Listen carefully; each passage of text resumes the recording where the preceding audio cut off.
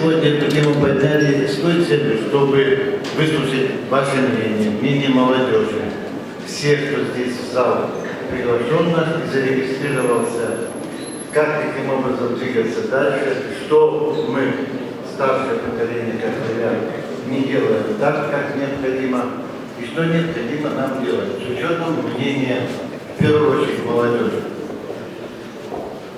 У нас на сегодняшнем форуме присутствуют представители министерств, ведомств, представители молодежи. Значит, на площадке, которую Ольга Викторовна Савастьянова будет вести, зарегистрировалось порядка 100 человек. На наш форум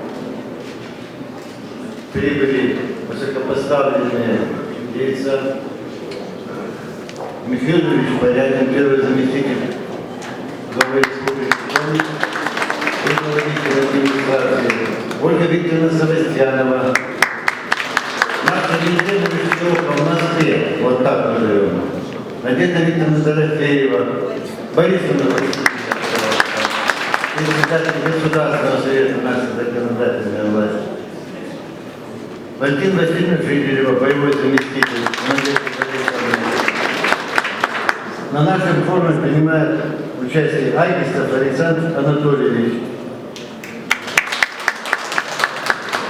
Он возглавляет экспертный совет по местному и общественному самоуправлению при Государственной Думе Российской Федерации, является председателем Общенационального съезда некоммерческих органов, Союза органов Российской Федерации и другие товарищи. Поэтому мы переходим к нашей деловой части. Мы будем реализовывать ту повестку, которая у вас на руках имеется. Поэтому слово для приветствия участников форума предоставляется Михаилу Юрьевичу Полянину. Пожалуйста.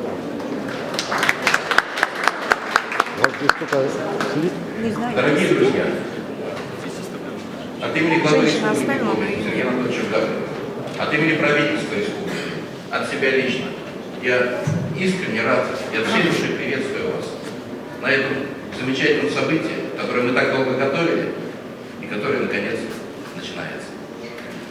Я очень рад видеть здесь, в этой аудитории, такое количество неравнодушных, искренне болеющих за дело, за судьбу нашей республики, за судьбу нашей Родины.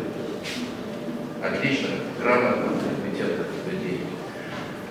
Реализация стратегических задач, поставленных перед нами президентом Российской Федерации Владимиром Владимировичем Путиным, реализация национальных проектов, забота о населении возможно только при активнейшем взаимодействии органов государственной власти, государственных институтов и общественности, общественных организаций.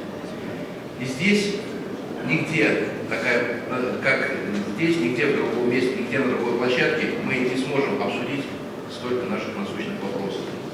Наша задача – слышать вас, слышать критику. Но если критика, значит предложение, что делать. Мы вместе с вами видим все проблемы, все задачи, которые перед нами стоят. Мы искренне прислушиваемся и всегда работаем, мы будем работать с общественными организациями в конструктивном ключе. Благодаря нашему взаимодействию рождаются замечательные проекты, такие как формирование комфортной городской среды, когда люди на местах могут предложить и реализовать проекты для того, чтобы в каких-то мелочах, в каких-то небольших территориях жизнь начинала улучшаться. И когда по капельке что-то начинает происходить, то общая масса позитива также начинает изменяться. Все в наших руках, дорогие друзья. Благодаря предложениям общественности, взаимодействием с общественностью, мы реализовали такой проект, как помощь матерям и многодетным семьям. Глава республики принял решение по предложению общественности и выделил дополнительно 1 300 000 000 рублей на помощь семьям, имеющим детей. И это только начало. Мы будем продолжать эту работу. Мы всегда будем слушать вас и принимать предложения общественных организаций. У нас грядут величайшие события. 75-летие со дня Великой Победы. Мы все знаем, какой страшный след оставила в нашей истории Великая Отечественная война. В каждой семье есть люди, которые погибли, которые инвалидами.